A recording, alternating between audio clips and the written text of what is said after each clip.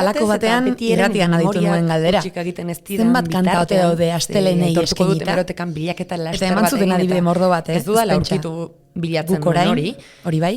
Galdera horri moldaketa bat egin diogu. Abiatu dugula. Zenbat kanta ote daude itzulerei eskainita. Propio ahotsari buruz, ahotsei buruz. Badira adibidez, itzulera ze ederra izango den diotenak, edo diotenak itzulera denona dela. Bat abiatu genuen kontatzen. Preseski itzulera izeneko abestian banator en Euskadi kantatzen du ahotsezti Sankion Balberdek. Gainera, sakonago ere egin dugu bilaketa. Gaur egun erabiltzen dudan musika plataformaren bilatzailean hori bera idatzi, itzulera, eta ez altzait ba, begietaratu, Uxueren itzulera izeneko kanta bat. Errementari, pelikularako egin omentzuten. Idatzizkoetan ere egin dugu bueltei buruzko bilaketa, baina hortxe, akaso orain honetarako hainongi ez datorkigun zerbaitekin egin dugu topo. Iraia omen da itzulera hilabetea. Hori dio sarri literaturak, eta horrela diote berrian bertan argitatutako dozenaka zutabek ere. Irailean ingurura begiratzen duzu eta mundu guztia itzuli da. Mundu guztia itzuli da bere zereginetara, lanera, etxera, utzi zuen idatzirik Aner Peritz Manterolak iazko irailean. Ez itzultzearen erotika bat, zena jarri zion zutabe horri. Duda bat zegoaren guri, iraila baldin bada bueltatzeko garaia zer da azaroa? Esaitu hartu dugu. Azaro ere izan omen daiteke itzulera hilabetea. Kasi denetarako eta eskerrak. Halakoetan, irudilezake bizitza geixeago zabaldu dizula, zerbait horren gandik urrun izeteko hasiera batean zenuen denbora tartea, atxeden hartzekoa, ideiak beratzen uztekoa. Kontua da, eta aipu hau ere, Peritz Manterolari lapurtu diogu, kontua da hartu garela azaroan ere berdin dugula logelan, iragan gehiegi garbitu gabe eta etorkizun gehiegi antolatzeko. Horrela heldu gara azarorau. Magnum Zaporea Darion podcast saio bat grabatzeko berandu gabiltzara jakitun. Aitorpen bat dau. Iratizubia landak work bitch artikulan utzitako esaldi bat, makulu harturik diogu hori. Ez da giro izozkiak eta eguzkitako krema izpide izateko. Lehendik ere zen hori gure asmoa ordea. Itzuli gara, orain dela dagoeneko 54 saio abiatu genuen honi segida emateko. Gure inguruari eta kezkatuko gaituen horri, kazetaritza feministaren begiradarekin soilikeko. Atxadaz eta lagun artean. Alegia, berria FM bueltan dela, mikrofonoi hautsak enduta eta ahotsa berotuta, berriz ere hemen izanen gaituzuela 15ean behin. Kuriosoa da entzule, zezuek ez dakizue, baina berria FM-en guk grabatu genuen lehenbiziko saioa, irautea eta iraultzeari buruzkoa izan zen. Orduko hartan, 2023ko urtarrilean iritzi foroetan parte hartzen duten zenbait emakumek idatzitako artikulu bat hartu genuen abiapuntu gisa. Irautzea denean izenekoa. Agian gogoan izanen duzue, baina feminista gisa plaza publikoan jasaten dutenaz eta hor irautearen garrantziaz itzen zuten testu hartan. Batzuetan, irautea bera iraultzea dela aldarrikatzen zuten nolabait. Ba, hiru denboraldi eta gero, iraultzari guk ez dugu piztu, baina iraun egin dugu, kazetaritza feministari bi astean bingo txoku hau horretak, eta tira, ez da gutxi. Beitu, hau entzun da nik beste goera batean, eta behin hasita, beste hoi hartzun bat ere hona ekarriko dugu. Pikara aldizkariko lagunek sarri ekarri dute gogora, Guztia Martínez Odriozola kazetari feministak bizialdian nabarmentzen zuen iregetako bat. Honela zioen, iraultza feminista egiteko behar den gauza bakarra lagun bat. Beste hitz batzuk ere erantziko dizkiogu Martínez Odriozolaren hitzei, haren ikaspenen artean ere badago eta honako hau. Lagun bat behar da iraultza feminista egiteko, eta gurera ekarrita laguna bakarrik ez, irakurle eta entzule feministak ere nabarmen dira horretarako osagai ezinbestekoa. Aldez aurretik eskerrik asko eta ongi hau itzulera aurrera. Eta hori hala izanik, Euskararen nazioarteko eguna izanik, nola ez genuen aitzakia aprobetxatuko. Horixe, itzuli gara, hementxe Ana Eslaba eta Oxuerrei berriz, aixo. Eta hementxe berriz malabareetan buruan ditugun ideia mordo bat podcast saio bakarrean kabiarazi nahian. Aurrez baina, azken nabardura bat, hementxe hitzari buruzkoa preseski. Ze 3 urte eman ditugu podcasta Euskal Herria Irratiaren estudioan grabatzen, eskerrik asko infinitu bat aientzat, baina nobedade bat dugu honi dagokionez. Aurrerantzean gure koordenatu geografikoak Iruñeko albezarrean izanen dira kakatuta. Txalaparta argitaletxaren egoitzan hariko garelako grabatzen, liburu zinguratuta, konpainian ez dut batere esarik izanen. Hori da, zer baino lehen, eskerrik asko Euskal Herria Irratiari, denbora honetan guztian hain goxo hartzeagatik. Eta hemen ere pozik izanen gara, eta ea literaturak ere laguntzen digun bideo honetan.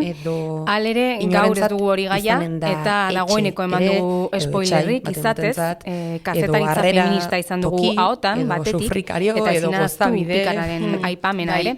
Nigatik ane izatez egizu salto zuzenean, eta saiguzu zein dugun gaurko menua. Horixe bera dugu, kazetaritza feminista izpide. Berria FM podcastanen hasiera berri bat gutxi balitz, horretarako motibo gehiago ere eman dizkigutelako, Nort eta Pikara magazineko lagunek. Haiek antolatuta, Lucia Martínez Odriozola kazetaritza feministaren 4. kongresua egin zuten urriaren erdialdean, eta hartan azaleratutako hainbat ariri tira egiteko gogoari ezin eutxita ibili gara gu. Eta gu hori ez gara soilik zu eta biok, Ane, zu eta biok, besteren batere badugu eta hemen sartzeko edo horretan harakatzeko zain. Amagoia Mujika Tolare Txipi, zurekin estrenatuko dugu Berria FM-eren denboraldi berria. Ongi etorri Berria FM-era. Kaixo, kaixo Ane, eta kaixo entzule guztiok. Kaixo Amagoia, ongi etorri. 2023tik zuzendari zara, eta zuzendari orde ere izan zinen lehenago, 2019tik aitzinera, baina askoz lehenagotik etxe honi pega-pega egindagon zara, Euskaldunon egunkarian lehenbizi eta berrian gero, 1985-etik. Egunkari honen zimurrak, korskak, argizpiak eta toles ederrenak denak izanen dituzu aski ezagun, beraz, Amagoia, eta eraldaketak ere bai. Baina hoien guztien artetik bat erreparatzeko galdegin zizuten Pikarako lagunek kazetaritza feministaren kongresuan. Zuri eta El País egunkariko genero berri emaile Isabel Baldesi. Galdera Hernández aria ditugu, nola egin zeharkako euskararen historiari buruzko nazioarteko kongresuan. Galdera hori aurrez ere egina izanen zenien zeure buruari, akaso Amagoia, ala da? Labinto baten gizara deskribitzen du. Galdera egin da noski, ez ni bakarrik, berrien gauden feminista guztiok, eta galdera hau egin zidatenean Pikara magazinekoek, eta bueno, pentsatzeko kongresuetako zer esan pentsatzen ari gintzala, ni ere ordenagailuan aurrean jarri beharrean, zergatik ez, elkartuko ditut, berriako hainbat emakume, ez, pixkat hortaz iziteko zergatik, kontatzen eta, azken batean,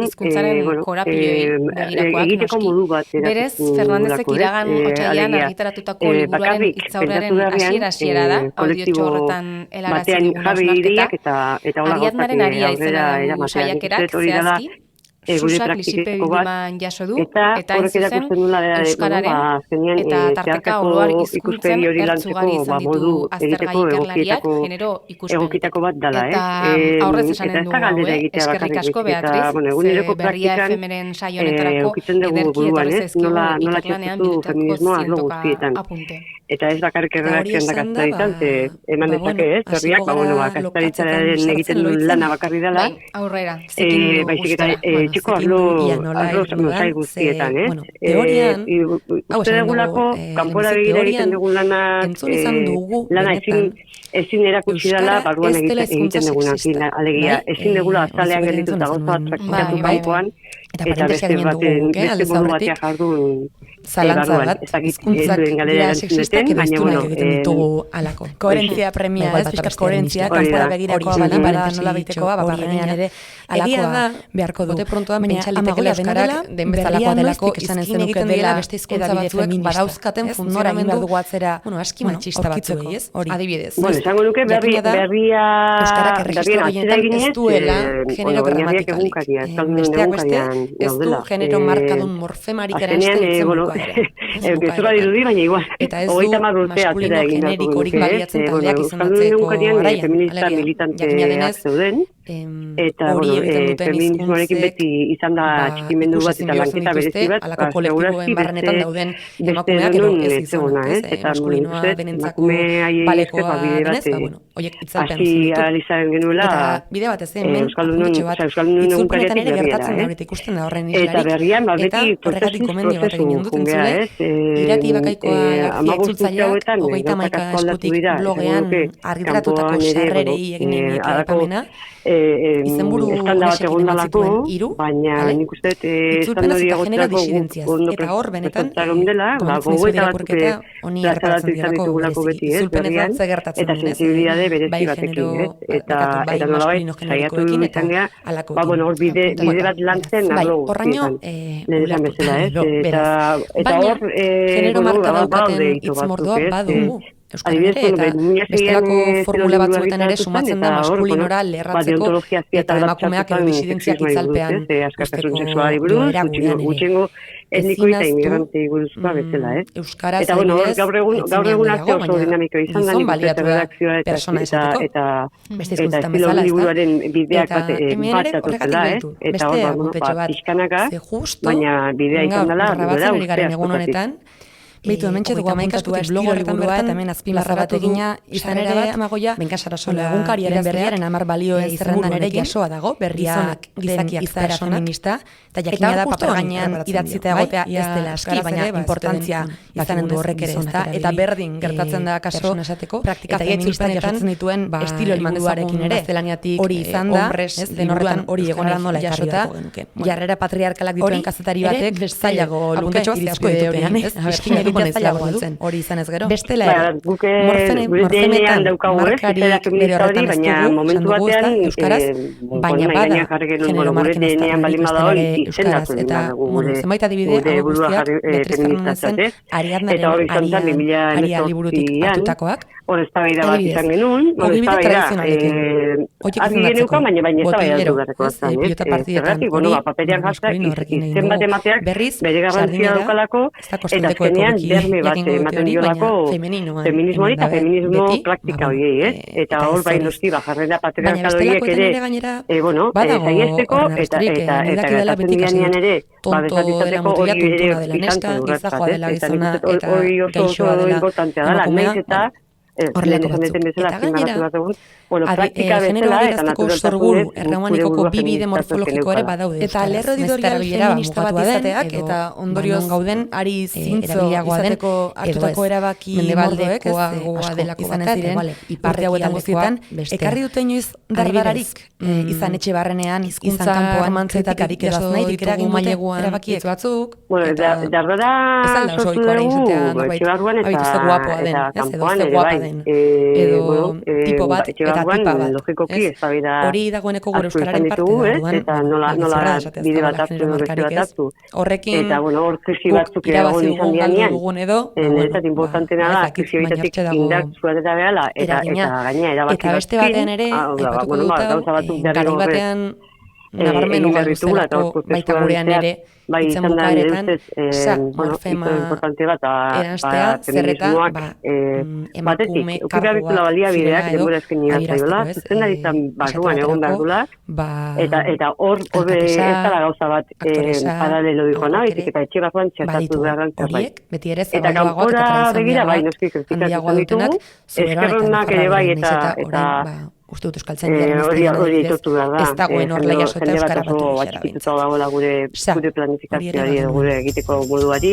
Baina, kritikak izan ditugunean ere, gu kritika eraikitzaileak bianien, tres gaude horiek noski kontuan hartzeko, baina oso argi daukagu zein gure irizpideak, zein gure bidea, eta entzuten ari garen kantuanekin ikustakoa dugu Arestian argitatutakoak. Ondorio batzu dauzkan, ondorio horiek argitaratu eta aurrera egiteko joera, hori da gure egitekoa. Xibereutarsak. Arizara dagoeneko zenbait gako ematen amagoia, baina ongi uler dezagun zertan datzan ikuspegi feminista etxeko sail guztietan txertatzea, izkeraz, estilo liburuez eta balio zerrendez harago, zeharkako ikuspegi feministaz ari bagara, lerro editorial feminista transbertsala izateko zertan islatu behar da? Islatu behar du etxeko arlo guztietan, ez? Eta euskarak genero markarik ez duela gauza bat teorian bakarrik gertatzen zerbait, ez? Hori guk, askotan eztabaidatu dugu eta ikusi duguna da lurreratu egin behar diala feminista izateko bideak. Diferentea baita aritzaren bukaera. Arlo guztietan. Traketx eta labur esplikatuta, baina hortaz kasu horretan genero bitartasuna gauza konkretuak egitea ez bakarrik informazioa begira. Baizik eta formazioan, kudeaketan, ez? Eta oso garrantzitsua dena, ez? Eta lehen aitatu dutela baita da, denbora, eta baliabideak eskaintzea. Izan ere, ikusi besterik ez dago, ez testu ingurutan erabili biden, horri bat kartu ditugu etxe barruan, azaletik botata, baina arduradunak emakumeak izatea, emakumeak momentu batean, askoz gehiago gizonak emakumea baino, eta hor bide bat egin dugu, eta gaur egun, esango duke, gutxienez errepresentzia gaudela, eta ez bakarrik arduradu jartzen, eta horrekin nahi du guztiarekin adibidez, eta gero bai ikustete oso importantea dela egin ditugun bideak baita ere publizitatean, publizitatean ematen ditugun mezuak ere zaintzen ditugu eta hori eta ezinbestekoa duten publizitatean garaian edo etxeak erabakitzen dunean adibidez main guru bat antolatu behar duen ze jende ekabe baina bat ez perfil dauzkan eta horiek ikusten oso ondo zaintzen ditugu dena dela, susmoa da kazetaritzaren eredu maskulinoa dela, oraindik ere nagusi, ez dakit, ez dute den irudikatzen den kazetari estereotipoa, ez dute den lehenik eta behin gizona, eta gainera 24 orduz kazetari izan asmo duen hori, deusek eskapo egiten ez diona, edo kasik zalantzarik ere ez duen hori. Zure ustez, ze kazetaritza molde litzateke proposamen feministago bat?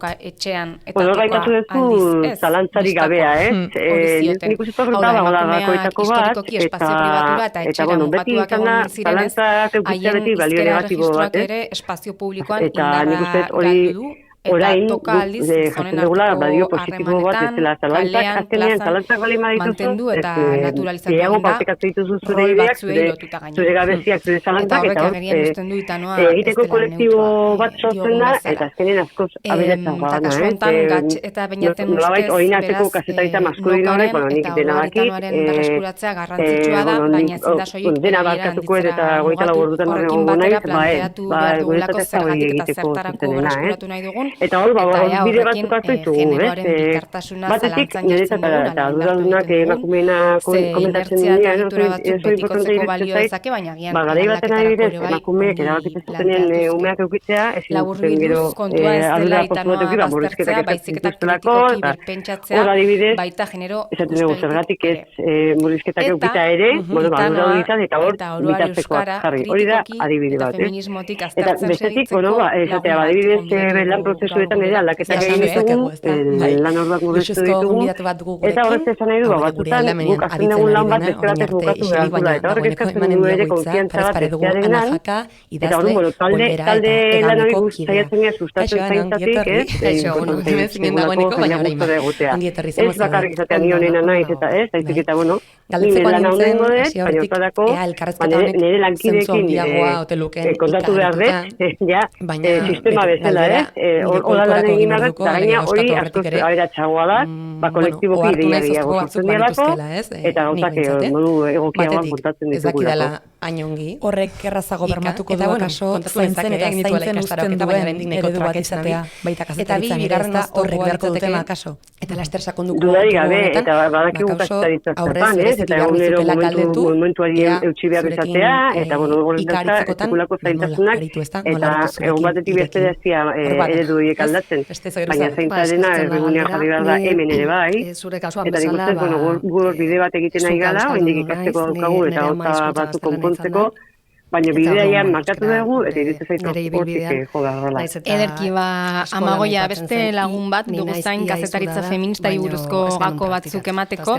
Dena dela gehiagotan ere hotxe egin dizugu denboraldi honetan, beraz ez zaitez urrundu gehiagin. Bai, dudai gabe gaur, gauzazko ezten kontatzeko pixka eta zaletik bilinek, eta hola, batetik beste da, nahi dezatzenean bakizu hemen gaude, eta venga, animo, egin ez diogun. Orduan ni, pixka bat bai izanen dugu sakontzeko gatxia, bai, eskerrik asko Amagoia. Eskerrik asko Amagoia, eskerrik bat. Lehenengo sokartan, goleatu bezala joan nintzen. Privilegioa handia izan zen, eta, bueno, gatxekin itzegin da, eta saioa prestatzen ari ginela. Nahi genuke, posible balitz, baina kazetaritza feminista kasik ezinezkoa da indarkeria matxistaren gaineko ikerketa eta informazioa aintzat hartu gabe. Bortizkeriak behartuta une oro eduki behar izaten da gintzat begi bat erasoi erne, eta horregatik azken urteotan bereziki gero eta kazetari gehiagok hartu dute indarkeria matxistaren ikerketa beren lanaren ardatz nagusitzat. Eta bidea ez da samurra. Eta hori noski gutxi izatea da. Ez da samurra ez dela. Saioaren hasieran behitu. Ez du alferrik aipatu irautearena, iraultzearena, honekin ere badut guztako horrek. Eta iraun ez ezik irune asko gainera, eta zintzoki diogu hau, badakigu zergatik, Pikararen kazetaritza feministaren laugarren kongresuan sexu indarkeriak ikertzea eta idaztea izeneko mailburuan hizketan aritu ziren Ana Marcos, Ana Requena eta Zuriñe Rodríguez kazetariak. Maider Galardin gidatuta, sexu indarkeriaren inguruko ikerketen zaitasunak, iturri anonimoen kudeaketa eta kazetari feministek jasaten dituzten seinalamenduak izan zituzten izpide besteak beste. Gaur Berria FM-en elkarrizketa hartako ariari helduko diogu berriro, Zuriñe Rodríguez kazetariaren eskutik. Zuriñe, kaixo, ongietorri. Ongietorri berri Zuriñez, baita lehenbiziko aldia hemen zaituguna, eta gupoziko horrekin, eskerrik asko. Hori da. Ni baita, beti zuekin, alde batetik da. Zuriñe, zuk urteak dara matzazu sexu indarkeria ikertzen ikuspegi feministatik. Adibidez, jakina da Inigo Errejón politikari espainiarraren biktima izan ziren emakumen testigantzak jaso zenituera iaz, besteak beste.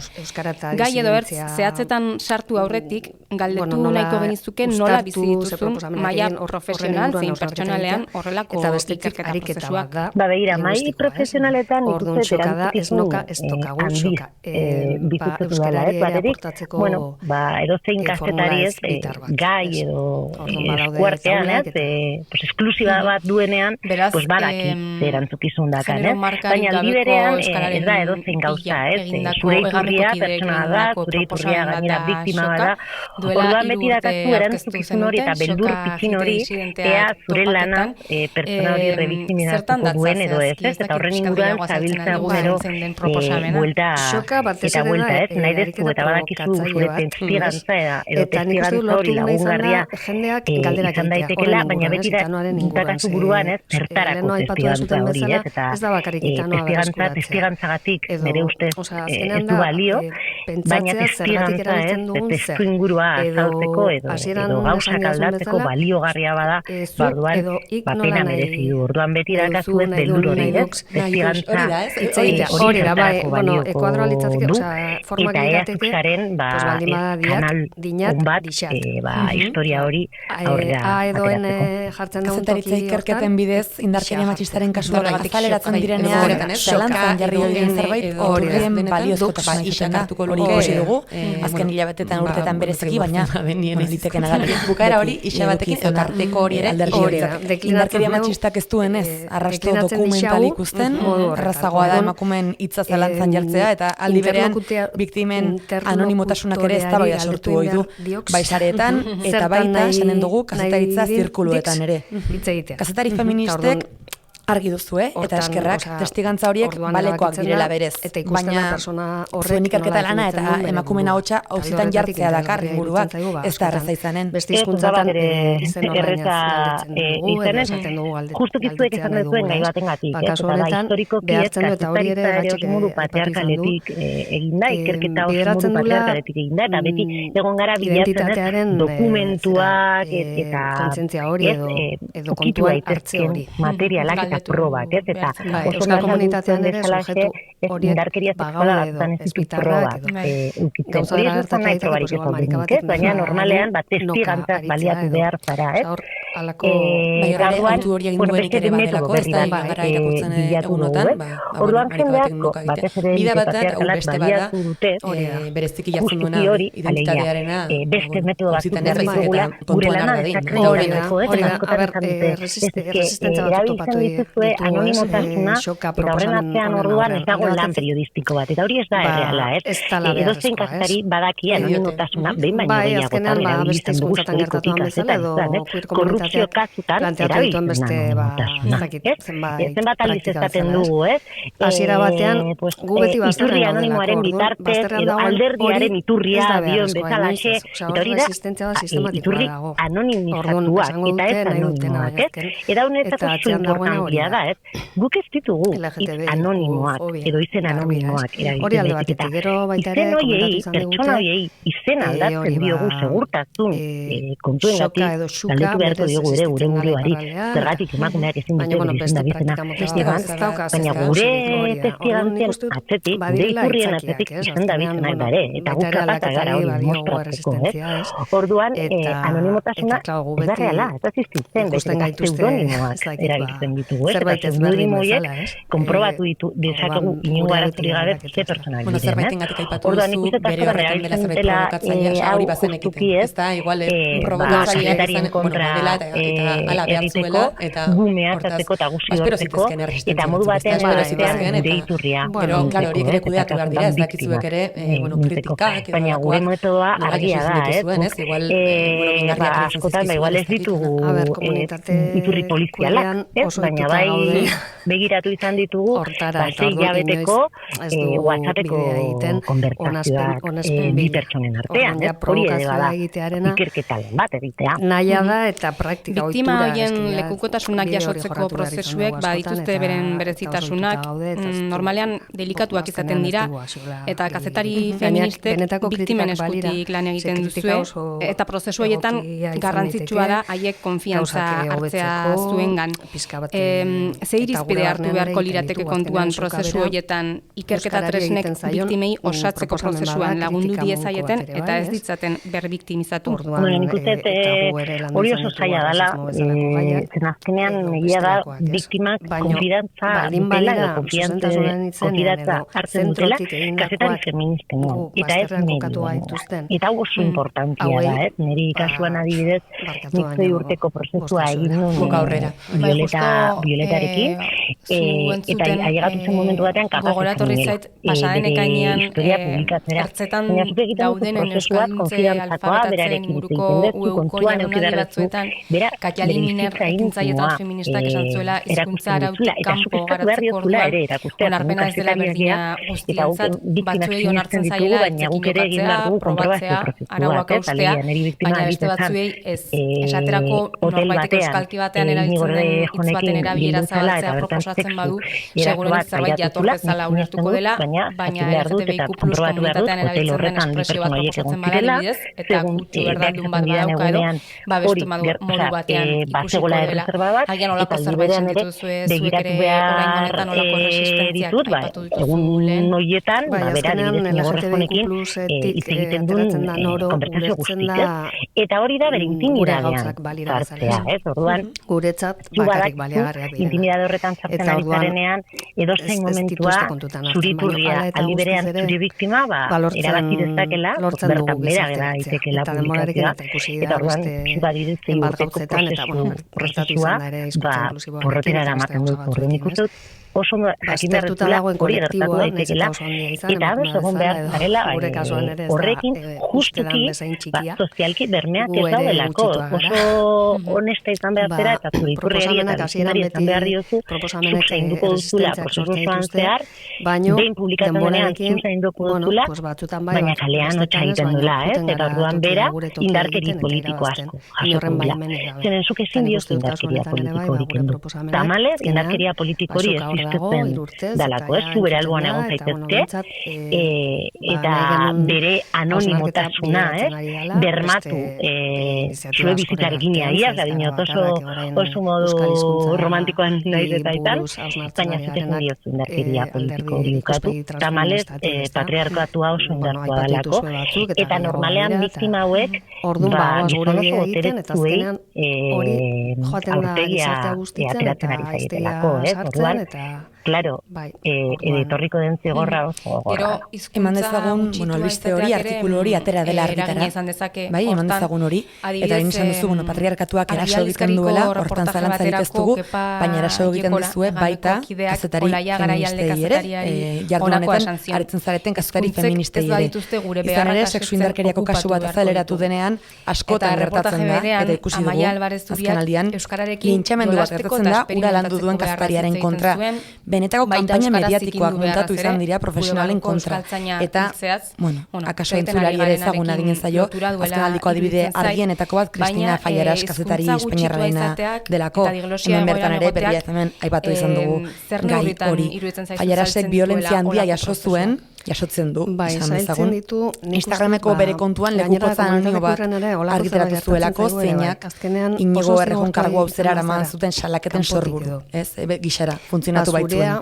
Baina zuk zeuk ere zurine, bizi izan duzu, seinalamendua zure lanagatik, eta hori, azimarratu beharrekoa da kasu hontan. Dena dela, zer egin liteke, ze tresna aplika litezke, gai hauek jorratzeagatik alako indarkeriak jasotzen duzuen kazetarien babeserako, osasun mentala eta ongizatea zaintzeko. Oso galdera interesgarria, baina ustez oso purutasuna, jatortasuna, asko babestu dela horregatik, mai inguruan anarrekenak niretzat oso interesgarria izan, den idei bat plazaratu zuen, eta berak esan zuen ez, kazetariok zairatzen dugun violentzia politikoa, behin olako informazioa publikatzen ditugunean gure lan ezarruan.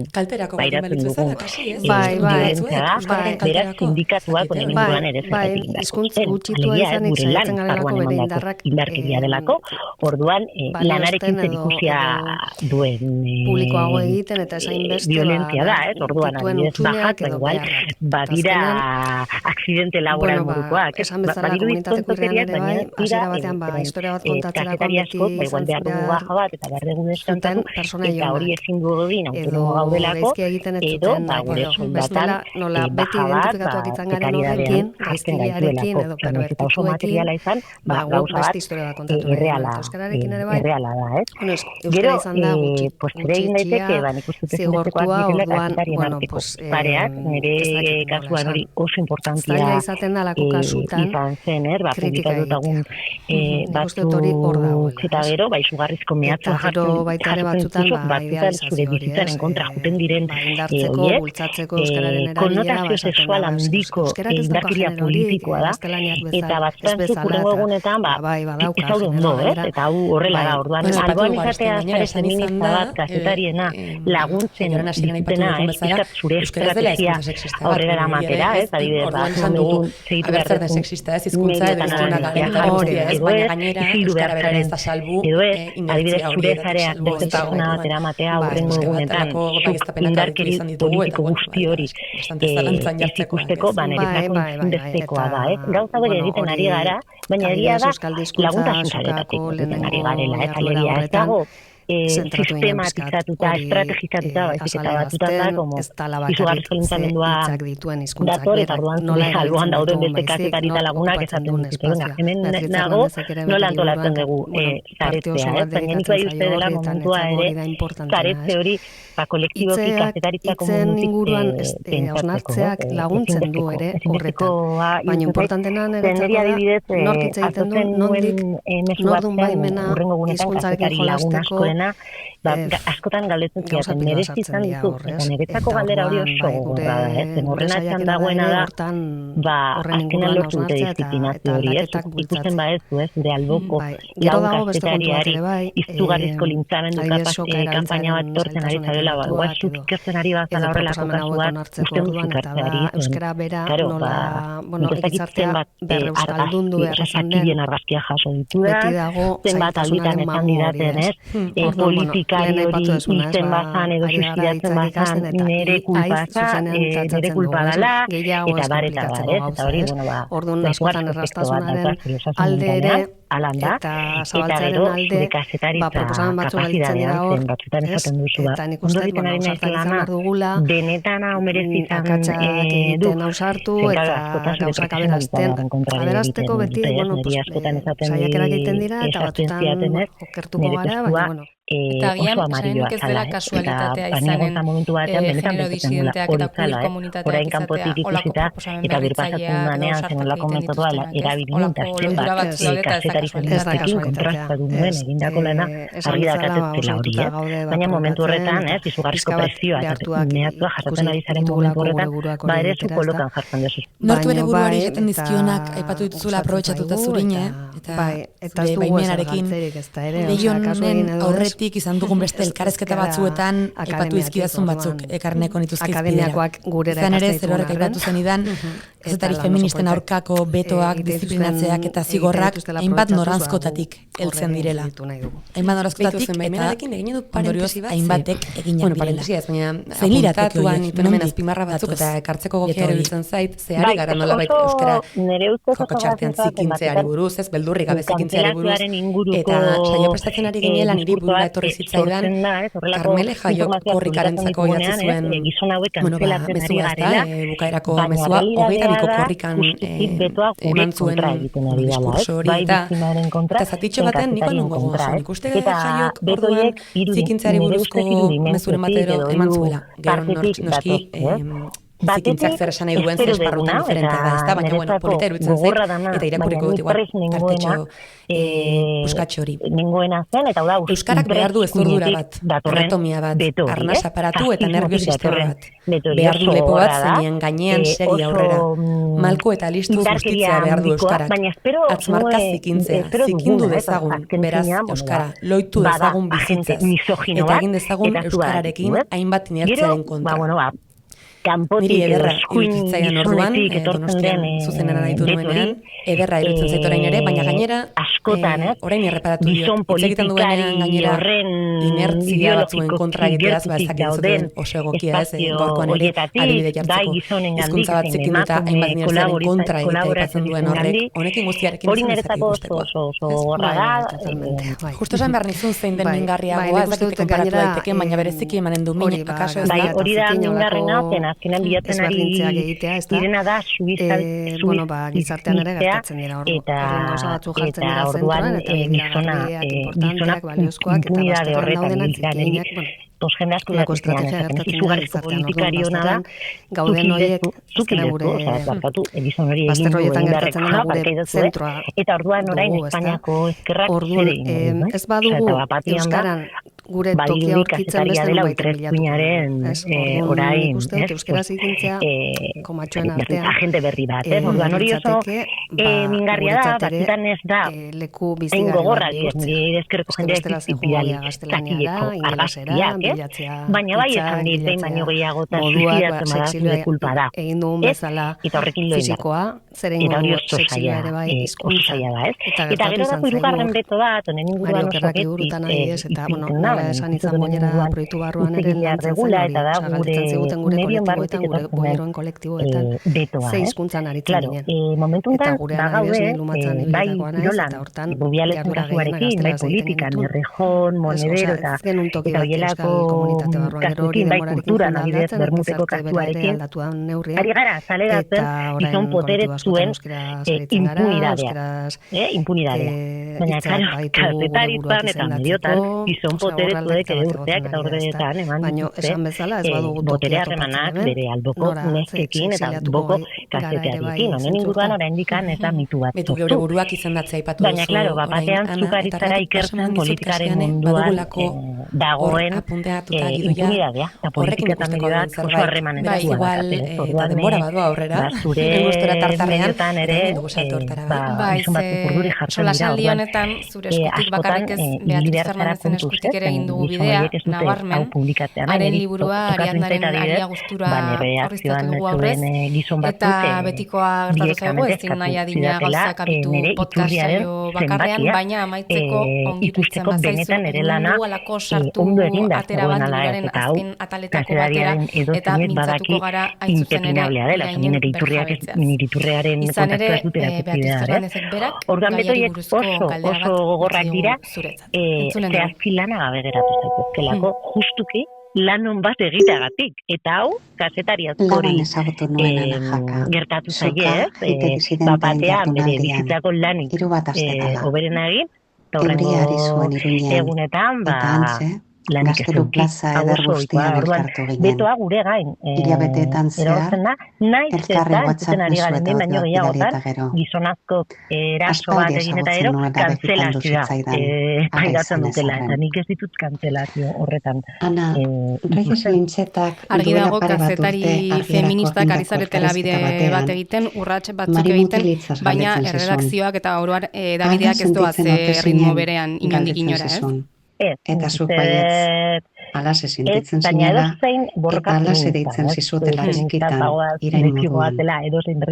Galdera bat beraz horren arira. Mari mutil irainaz berjabetu zara, arrotasunezko berjabetze izan da hori zuretzat, alegia, neronek edo beste dozeinek erabildezak eitzen zuretzat eraingarri izan gabe. Violentzia politiko gutxiago pairatzen dela. Hori errealidade bat da. Bai, arrotasunezko berjabetzea izan da. Egin da, gure medioak erosoagoak diren, edo ez dakit gure gizartea politiko pizuzenagoa delako denez. Baina hori errealidade bat da, eta bueno, modu batean edo ez positiboa. Baina oraindik, gure medioak da, oitzen garela, violentzia politikoa pairatu behar degula.